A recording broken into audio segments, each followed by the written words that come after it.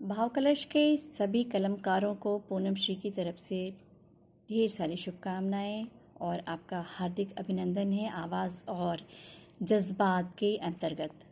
आज मैं सुशोभित द्वारा लिखित माउथ ऑर्गन पुस्तक से एक छोटी सी कहानी ले रही हूँ जिसका शीर्षक अखबार है। इंग्लिश में जिसे न्यूज़पेपर कहते हैं हम लोग। अखबार। मैं अखबारों को हमेशा पीछे से पढ़ना शुरू करता था, आखिरी के पन्नों से जहाँ फुटबॉल की खबरें हुआ करती थीं। शायद मैं पहले पन्ने से हर संभव दूरी बनाए रखना चाहता था। जैसे इसी ख्याल को आगे बढ़ाने की गरज से अखबार पढ़ना धीरे धीरे मेरे दिन का सबसे आखिरी काम बन गया। जैसे कि दिन के आखिरी पन्ने पर अखबार पढ़ने को पढ़ना, जबकि मुहावरा तो ये था कि मुर्गे की बांग से हो न हो अखबार की हाँक के बिना कभी सवेरा नहीं हो सकता। जाने क्या बात थी कि मैं अखबार पढ़ने को लगातार मुलतवी करता रहता था। मेरे घर पर 2 अखबार आते थे, एक हिंदी का और दूसरा अंग्रेज़ी का। चाय के साथ ही गीली स्याही की गंध वाली अखबारों को पेश किया जाता तो मेरा मन एक किस्म की वितृष्णा से भर जाता। मैं सुबह उठते ही दिन का पहला काम ये नहीं करना चाहता था कि अखबार पढूं, लेकिन मेरे लिए ये भी मुमकिन नहीं था कि अखबार को बिना पढ़े ही रद्दी में डालकर रख दूं। मैंने ताउम्र अखबारों में नौकरी की थी, खबरों को बेचकर ही गमे रोजगार चलाया था और खाना आबादी फरमाई थी। बुरी खबरें ही सबसे अच्छी खबरें होती हैं, क्योंकि बुरी खबरें खूब बिकाऊ होती हैं, बाजार में हाथों हाथ उठती हैं। यह हमें अखबारों में सिखाया गया था और ऐसा सिखाने वालों में वे अखबार भी शुमार थे जो आज केवल अच्छी खबरें का स्वांग रचते हैं।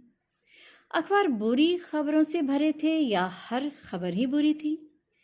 खबरदार होने तक के अपने दुख दलिद्दर थे, ये तो मैं बहुत बाद में समझ गया था।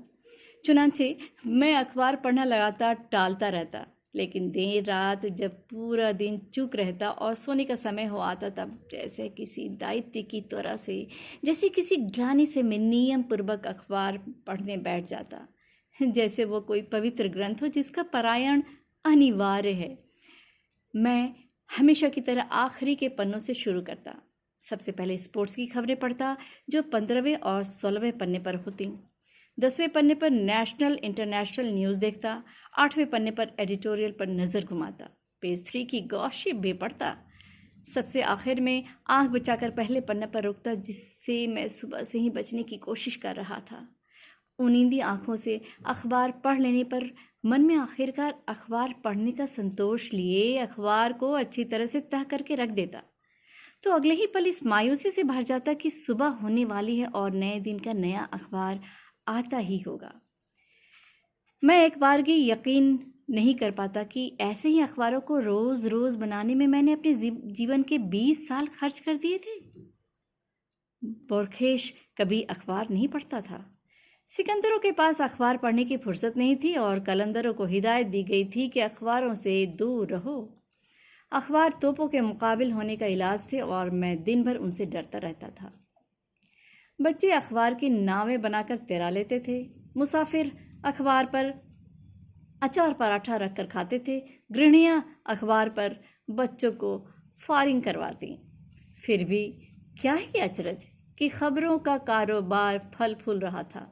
अखबार ज़्यादा से ज़्यादा खबरें ही दे सकता था और खबरें ही तो हमें चाहिए नहीं थी। पहले हमारे पास इतनी खबरें थी कि हमारा दम घुटने लगा था। हम खबरों की अधिकता से मरे हुए लोग थे और हमारा मरना भी एक खबर था। इन्हीं वजूहात से मैं एक कोरा अखबार पढ़ना चाहता था। 16 सफ़ेद पन्नों का मॉर्निंगर ब्रॉडशीट या इवनिंगर टेब्लॉइड। मैं उस कोरे अखबार को सुनकर सहला कर रख देना चाहता था, जिस पर मेरे बच्चे चित्र बनाते। मेरी नींदें दुस्वप्नों से मुक्त होती, मेरी सुबहें ग्लानियों से। मुझे वैसा एक अखबार चाहिए था जिसमें कोई खबर ना हो। मुझे वैसा एक अखबार चाहिए जिस पर स्याही का कोई दाग ना हो। आशा है सुशोभित द्वारा लिखित ये जो छोटी सी कहानी है वो आप लोगों को बहुत पसंद आई होगी। और अभी हमारे देश में कोरोना का बहुत सारा केसेस मिल रहा है। आप लोग अपना विशेष ख्याल रखें, मास्क पहनें, 2 गज़ की दूरी बनाए रखें और हाथों की नियमित सफाई करते रहें। आवाज़ और जज्बात के दूसरे एपिसोड में हम फिर मिलते हैं। तब तक के लिए पूनम श्री को आज्ञा दें। नमस्कार।